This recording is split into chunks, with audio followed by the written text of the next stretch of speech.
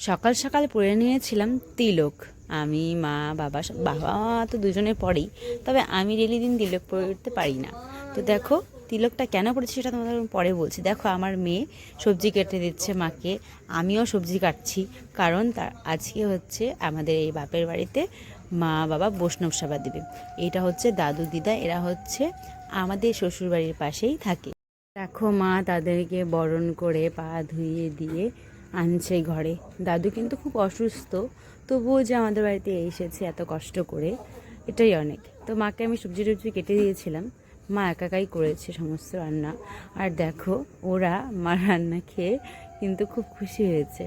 ওদের লাস্টে কিন্তু পাতে কিন্তু একটাও ভাত ছিল না। দেখো মা আবার ওদেরকে পুজো দিচ্ছে, ওরা নিবেদন করছে, নিবেদন করে তারপরে খাবে।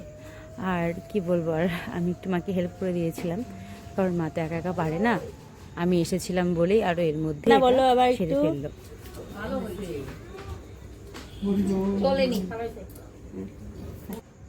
আর দেখো মা অনেক কিছু রান্না করেছে, পনির, চাটনি, পায়েস, তারপর হচ্ছে শুক্তো ডাল, বাঁধাকপি দিয়ে নিরামিষ সবজি, শাক ভাজা, পাঁপড় ভাজা, কলা ভাজা, 7 রকম 8 রকমের মতন সবজি করেছিল। আর পরে দেখো আমার আরেক মা মানে শাশুড়ি মা, কাকি ওরা এসেছে, দিদিও এসেছে, আর আমাদের এই পাশে কাকি বৌদি ওরাও এসেছিলো, তবে ওদেরটা উঠোতে পারিনি। আজকের জন্য এই পর্যন্ত টাটা, গুড নাইট, তোমার সাথে ভালো।